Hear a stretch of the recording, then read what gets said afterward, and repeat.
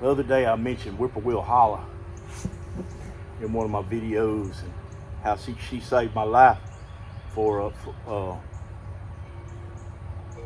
clean clothes whenever I didn't have no running water, no electricity, or no gas. I didn't have anything except for what God was providing.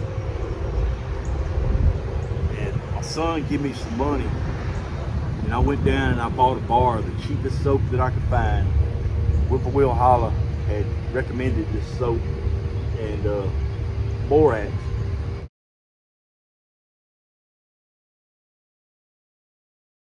Borax has gone up quite a bit since then, but this soap is still cheap. It's lye soap, and you just grate it up with a cheese grater, and it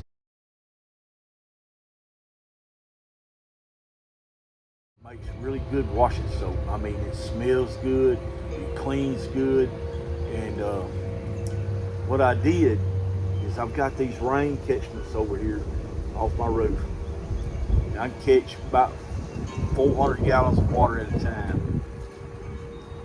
About once a week, I would get out here way before daylight, and I would wear my clothes 2 or 3 days at a time. We didn't have a lot of dirty clothes.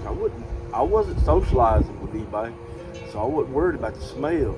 And I was bathing every day, spit bathing every day in rainwater. I had my cook stove so I could heat water up for a bath, and so I was taking baths. But I would take my clothes and I would take them off, and I'd hang them up and let them air out, and I would get another set of clothes. So about every day I was changing clothes, but I was only using a pair of shorts and a t-shirt. Well, 3 t-shirts and 3 pairs of shorts a week. Yeah, it's pretty pitiful for a man like me. But I needed a rub board, and I couldn't afford to buy a rub board. They done got expensive. So I took this piece of tin and I screwed it to this table, and I had 3 5-gallon buckets, and I had these big wash totes, and I'd fill one of them wash totes up, and I'd set it up over there where I wouldn't have to carry nothing, and I could just dump my water out. And I had the big wash tote. Well, I had 2 big wash totes. One was for soapy water, one was for rinse water, and then I had a third one that I would rotate them. I would keep my soapy water, but I would rotate my rinse water, my final rinse water, with my first rinse water. That way I always had pretty fresh rinse water. And I would soak it in that soap, and I'd soak it in that soapy water, and then I would take my bar of soap and rub it on this rub board here, and then I'd rub my shirt or my pair of shorts on it and lather it up really good, and then I would rinse it out and squeeze it out. I would wash all my deals and then put it in the rinse as I was washing them. And then literally, I mean, I would, squeeze them out. And a lot of times, I mean, my third rinse, I kept a 4th rinse bucket. It was a large one. And I put a cap full of those Downy scent pellets in it.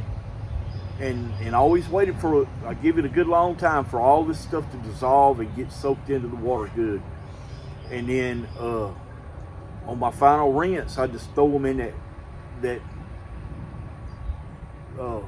fabric softener, and it smells wonderful.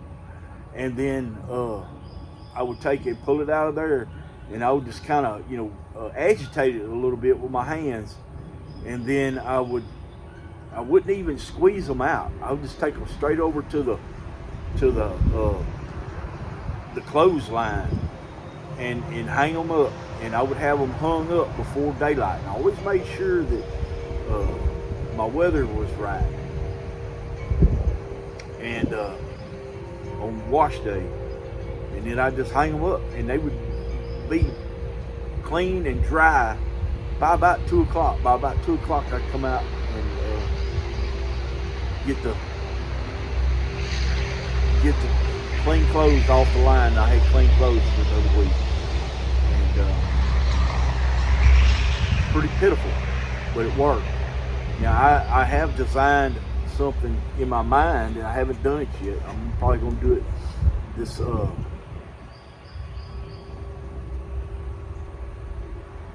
this spring. I'm going to build a prototype for one that's made out of concrete. Yeah, made out of concrete. And then if you want a set of plans for one, let me know if you're interested in something like that, because the one that I want to build is like 4 foot long and about 36 inches, 24 to 36 inches wide. And it'll be made out of concrete, and it'll be real handy, just in case. You never know when electricity's going to go out. Otherwise, it could just be a yard ornament. Fact. Because you never know when a hurricane's going to blow through. You're not going to have electricity or running water for a week or two. It's nice to have clean clothes. That's a fact. That is a fact. And it's nice if you could do it, and you could afford to do it. You had the soap to do it. You just come out and you can take a bath every day and come out and wash your shorts, your socks, and your shirt right then and hang it up to dry. And next morning you got clean clothes again. You know, you can just change clothes again until, because you don't want really to do well, you do. You can wash them, but it wears your clothes out. This particular one right here had holes in it, but it was good. It was already cut. I didn't have to put forth no effort to make it.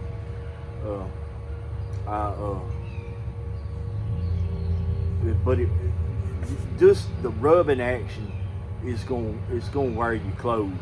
Your clothes won't last as long as what they will with regular washing machine dryer. Okay, guys, I'm bored to death. I'm hungry.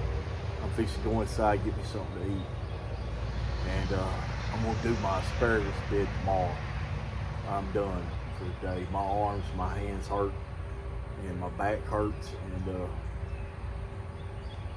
but I've got that flower bed there I need to clean out, and I got my asparagus bed to clean out, and I got a couple raised beds down there that I want to clean out, and see if I can't get some tomatoes going.